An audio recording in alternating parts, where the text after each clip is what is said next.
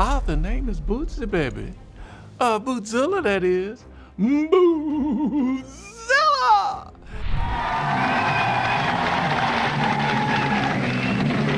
75% business, 25% music.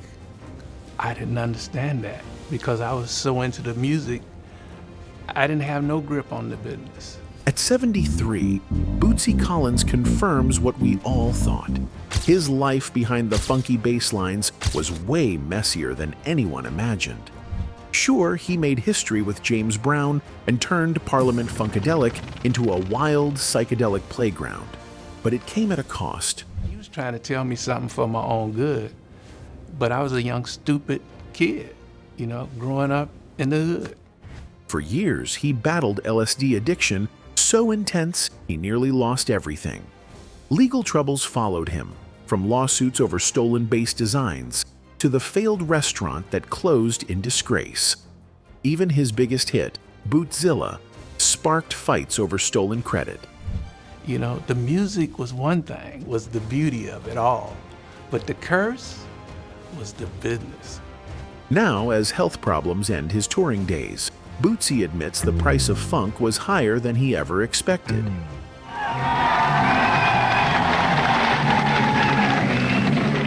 Bootsy Collins was a young, talented bass player when he joined James Brown's band in the early 1970s. Playing with James Brown was a big deal. Brown was already a superstar, and Collins was just getting started. At first, it felt like a dream. But over time, Bootsy began to feel unhappy. He didn't feel free. He wanted to play his music in his own way, but Brown was strict and didn't like change. They started to have problems over the music. Bootsy had ideas, but Brown wanted things done his way. This made Bootsy feel like he was just a worker, not an artist. Also, the money situation wasn't good. Bootsy felt like he wasn't being paid fairly. That added to the stress. Bootsy also started taking LSD, a drug that makes people see and feel things that aren't real. James Brown was very strict about it. He warned everyone not to use them, especially during shows. But Bootsy felt like Brown was always on his case. Bootsy and Brown had a strange relationship, like a father and son who always fought. One day, Bootsy got tired of the warnings and decided to take LSD before a performance. It was a big mistake. While playing, he began to see things that weren't real. He thought his bass guitar turned into a snake. He couldn't even remember how he played the show. Afterward, Brown was furious. He took Bootsy to the back and started yelling. Instead of apologizing, Bootsy started laughing. He couldn't stop. Brown thought that was a sign of disrespect. Right then and there, Brown had his bodyguard throw Bootsy out of the band. Bootsy's mother had always been supportive. She never stopped him from doing what he loved. When he had the chance to travel with James Brown, she didn't hold him back. She trusted him and wanted him to enjoy life. Bootsy remembered this later and said she was his strength. Even though things with James Brown didn't work out, he knew his mother would still be proud. After leaving James Brown, Bootsy joined George Clinton's band, Parliament-Funkadelic. This group was different. There were no rules, and everyone was free to be creative. Bootsy felt alive again. He was only 21 years old, and being part of something so wild and free was exciting. One time, they drove across the Canadian border in cars full of smoke from. George Clinton had rented a big house by a lake, and about 20 people stayed there. They recorded an album called America Eats Its Young. So who is this young big tanning bitch? But it wasn't all fun. In Toronto, Bootsy got arrested for having mescaline, a strong, and had to spend the night in jail. That moment made him start thinking about his choices. Bootsy wasn't just a musician. He loved art. He used to draw all his clothes and stage designs. The sunglasses shaped like stars, the shiny space base, the leather outfits. He drew them all before they were made. Everything he wore or used on stage started as a drawing on paper. If he hadn't become a musician, he probably would have been an artist. That side of him always stayed alive. As time went on, being Bootsy became too much. By the 1980s, he wanted a break. Bootsy had become a big name, playing at huge concerts and festivals. At a particular time we was coming through, there was a lot of virgin ears going around. Okay. And wasn't nobody hearing it. Funk was a bad word. You know, so we kind of, George Clinton and myself kind of made that word legal. But the music business started to feel like a monster. It wasn't just fun anymore. It was stressful. The money side got messy. Bootsy didn't understand the business world and found himself in trouble. He said he just wanted to play music, but everything had changed. He also had a love for art and paintings. He started collecting them. In his house, he has around 30 paintings of famous people like Michael Jackson, Sting, Marilyn Monroe, Snoop Dogg, and even the band Metallica. He became close friends with Robert Trujillo, Metallica's bass player.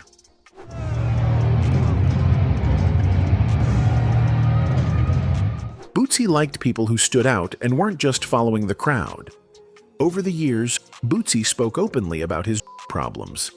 For more than 2 years, he used LSD almost every day, but he finally realized it was hurting him. The turning point came in 1984. He was riding a street bike in the woods while high. He had a bad accident and flipped over several times. The doctors said he might never play bass again. While lying in bed for months, he had time to think. He started to understand weren't helping him anymore. He had lost touch with himself and wanted to get clean. His wife, Bootsy Collins, helped him through it. With her support, he decided to stop using drugs and get his life back. After he got sober, he started playing music again, but in a calmer way. He joined a group called D-Light, where he wasn't the main star.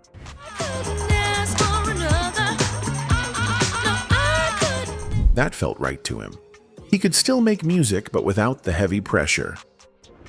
How he met James Brown. Just kind of skipped around. Whenever the rent was due, you know, we did the skippity-doo that day, you know, because when the rent was due, Mama didn't have it. Bootsy's birth name is William Earl Collins, but his mother always called him Bootsy. When he asked her why, she said, "Because you looked like a Bootsy." That was her only answer, and he accepted it. That simple name became world famous, and it still brings a smile to his face. Bootsy Collins started his journey into funk music. He wasn't alone. He formed a band called the Pacemakers with his older brother, Phelps Catfish Collins, drummer Frankie Cash Waddy, and singer Philippe Wynne. These men had a special connection. They loved music and worked hard to make their dreams come true. Their sound was funky, different, and full of energy. They didn't know it yet, but their path was about to take a big turn. In March 1970, something big happened. James Brown had a problem. Most of his band had quit because of money issues. He needed a new group fast. That's when he found the Pacemakers. He hired them to be his new band. They got a new name, the JBs. People call them the original JBs because other groups later used the same name. Even though they worked with James Brown for only about 11 months, they made history. They helped record some of his most famous songs like Get Up, I Feel Like Being a Machine. Get on up like a machine. Get on up. Get up. Super Bad.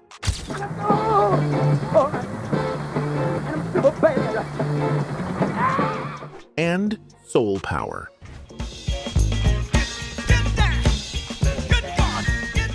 They also made funky instrumental songs like The Grunt, which many other artists have copied and used in their songs.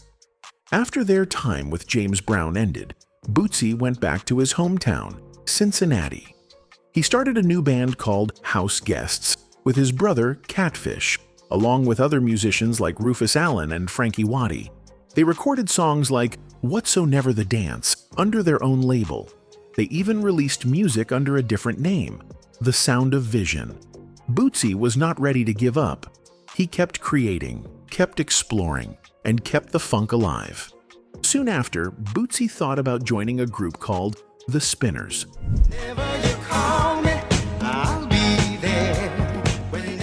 This idea came from Philippe Wynne, who had started singing with them. But Bootsy changed his mind. A singer named Malia Franklin, who would later join Parliament, gave him new advice. She introduced Bootsy and Catfish to a man named George Clinton. George was the leader of Funkadelic. In 1972, Bootsy, Catfish, and Waddy joined Funkadelic. Bootsy played bass on many of their songs and even helped write some of them. This move made him even more famous in the funk world.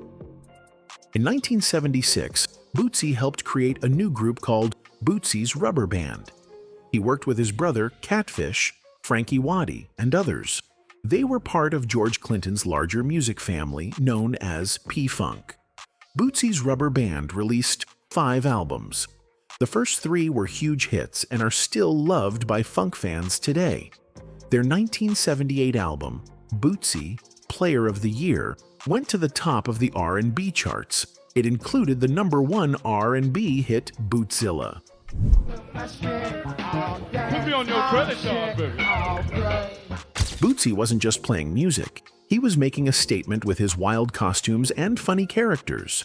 He called himself names like Casper the Funky Ghost and Bootzilla, the funky rock star from space. He even started using a special bass guitar that looked like it came from another planet, which fans called the space bass. In 1980, Bootsy started doing some solo work. He released an album called Ultra Wave.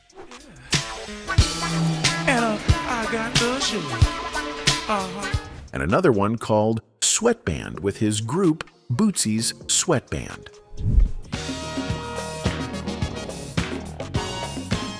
Both albums were made under George Clinton's label, Uncle Jam. Bootsy also helped produce the first album for another funk group called Zap. He was always working on something, always creating new sounds.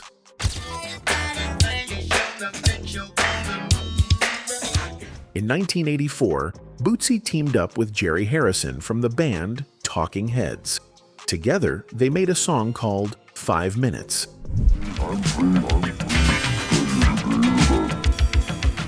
It was a dance song made from pieces of a speech by U.S. President Ronald Reagan. Reagan had joked, "We begin bombing in 5 minutes," and Bootsy turned it into music. They released the song under the funny name Bonzo Goes to Washington. It even got mentioned in a song by punk band The Ramones. After taking a short break, Bootsy came back strong in 1988. He worked with a music producer named Bill Laswell to release a new album called What's Bootsy Doin'? The album had a new style that matched the music of the late 80s and early 90s. One popular track was Party on Plastic, which got people dancing. Laswell also introduced Bootsy to jazz legend Herbie Hancock. Together, they made another album called Perfect Machine, which mixed funk with electronic sounds and featured turntables and smooth singing from Leroy Sugarfoot Bonner from the Ohio Players. That same year, Bootsy played bass on Keith Richards' solo album Talk is Cheap. Keith was from the famous rock band The Rolling Stones. Bootsy also made a small appearance in rapper Eazy-E's music video for We Want Easy.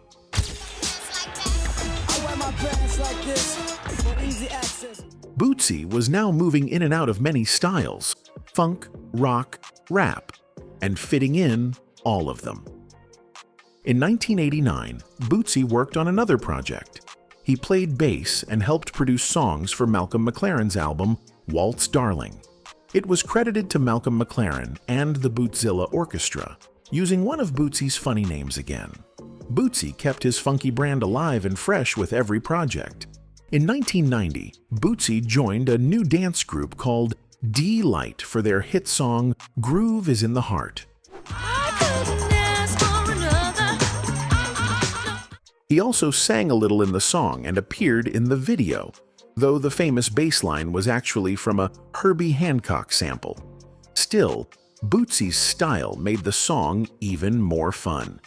His band, Bootsy's Rubber Band, even became D-Light's backup band on their world tour. They also released a short album called Jungle Bass, which was the first new rubber band music in 11 years. In 1992, Bootsy teamed up with Stevie Salas and Buddy Miles to form a new group called Hardware. They played a mix of funk and rock, and their album was called Third Eye Open. That same year, Bootsy also played on an album called Transmutation with a group named Praxis. The group had members like Bernie Worrell, Buckethead, and Brian Mantia, and it was produced by Bill Laswell. In 1994, Bootsy started a new version of his band called Bootsy's New Rubber Band. They released an album called Blasters of the Universe, and later a live album called Keepin' Da Funk Alive for 1995.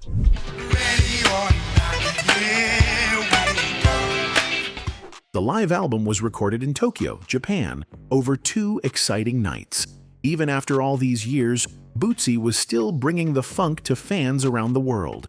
In 1995, Bootsy played on a song called If 6 Was 9, a remake of a famous Jimi Hendrix song. He worked on it with a group called Axiom Funk, another one of Bill Laswell's funky projects. This supergroup included George Clinton, Bernie Worrell, and others. The song was also used in the movie Stealing Beauty. Around this time, Bootsy also appeared on a song by John B. called Simple Melody, helping a new generation of R&B fans enjoy his sound. Bootsy wasn't afraid to try new things. He even mixed funk with bluegrass by working with Del McCoury, Doc Watson, and Mac Wiseman to form the Groove Grass Boys.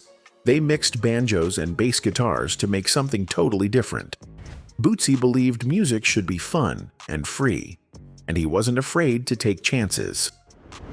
Legal issues surrounding Bootsy's restaurant. In 2007, Bootsy had a big idea. He wanted to open a restaurant and nightclub called Bootsy's in Cincinnati, Ohio. He wanted it to be a fun place with good food, music, and energy, just like him. The restaurant opened in 2008, and many people were excited. It became a spot where fans could enjoy meals and live entertainment. But even though it was popular at first, Bootsy's ran into serious legal problems. There were zoning issues, which means the city had rules about what kinds of businesses could be in certain places. There were also problems getting the right licenses to run both a restaurant and a nightclub in the same place. These issues became a big headache. Bootsy and his team tried to fix things, but the problems were too much.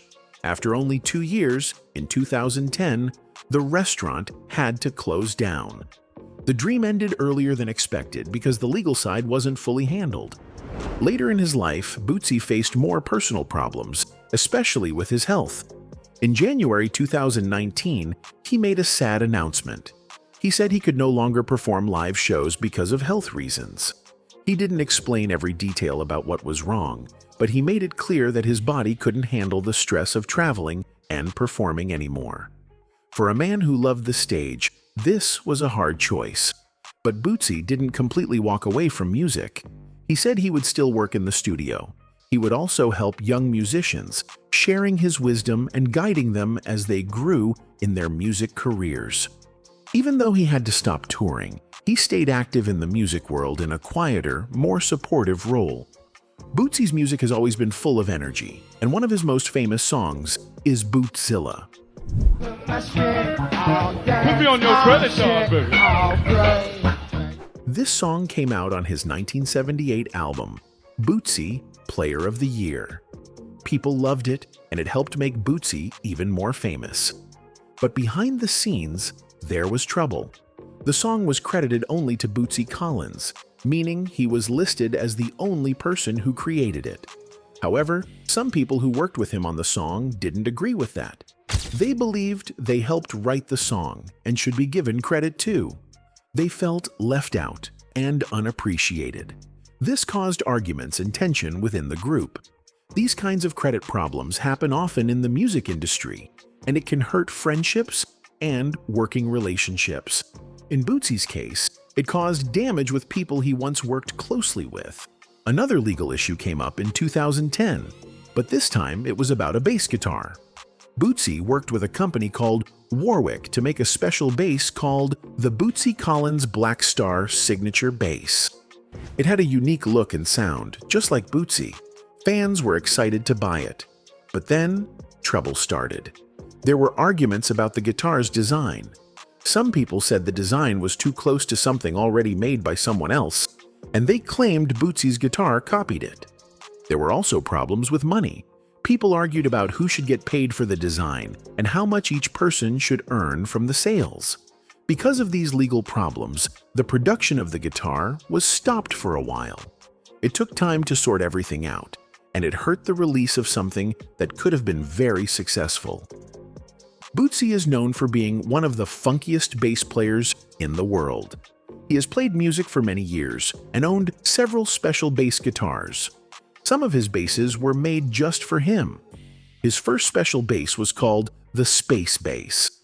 It was made in Warren, Michigan by a man named Larry Pless, who worked at a music store called Gus Zoppy's. This bass had a strong wooden body made of mahogany, a maple neck, and was painted white. It also had a shiny mirror-like plate called a pickguard. Bootsy used this bass on the cover of his 1976 album, Stretchin' Out in Bootsy's Rubber Band.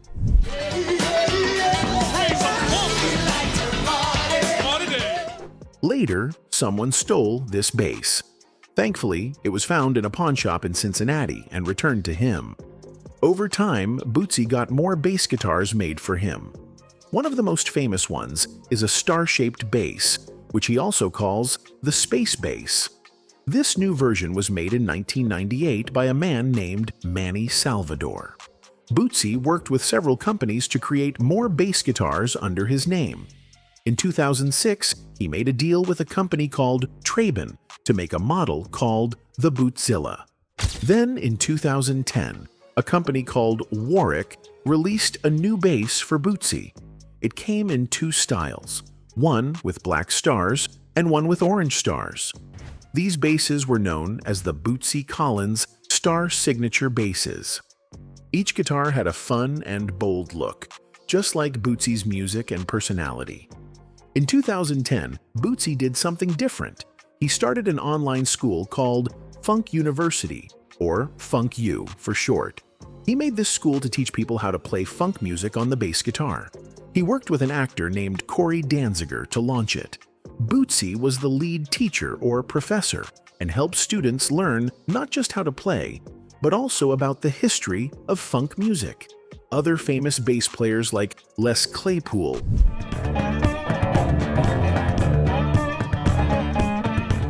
Michelangelo Cello,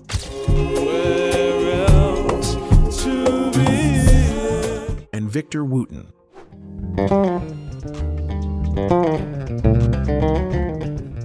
helped teach too. The school was made for people who already had some experience playing bass. It gave them a chance to learn from the best. But by 2021, Funk University had shut down. Bootsy also wanted to help the world in another way. In May 2023, Bootsy and his wife started something called the Funk Not Fight movement. It began at the Rock and Roll Hall of Fame in Cleveland. The goal was to stop violence and bring peace through music and dance. They believed that funk music could bring people together and help them calm down instead of fighting. This movement grew and reached many cities in the United States like Compton, Detroit, Columbus, and New York City. In each place they had meetings, live music events, and talks about how to bring peace to communities. Bootsy has also been mentioned in songs and TV shows. A group called Tom Tom Club talked about him in their song Genius of Love. The Fugees also mentioned him in their song Rumble in the Jungle. On the show The Fresh Prince of Bel-Air, there's an episode where a character sneaks into a music show pretending to be Bootsy. Another show called The Mighty Boosh joked that Bootsy got his funky powers from an alien landing on his house. This shows how famous and loved he is in popular culture. Many other musicians respect Bootsy. Flea, the bass player from the Red Hot Chili Peppers, has said Bootsy was a big influence. Flea even dressed like Bootsy in the music video for the song Danny California. Rapper 2PAC used part of Bootsy's song, What's a Telephone Bill, in his track, Steer 8 Ballin'. Les Claypool, another skilled bass player, also said Bootsy inspired him. Bootsy did more than just make music. In 2004, he worked on a song called The Joker with Fatboy Slim. In 2005, he was the host for a big music event called Amsterdam in New York. In 2007, he gave a special speech to graduates at the Art Institute of Ohio in Cincinnati. Even comedy shows like Saturday Night Live have joked about his style. In one sketch, a character acted like Bootsy in a silly way to honor his fun and wild personality. Bootsy Collins is more than a musician. He is a leader, teacher, and symbol of peace. His music and his message have touched people around the world.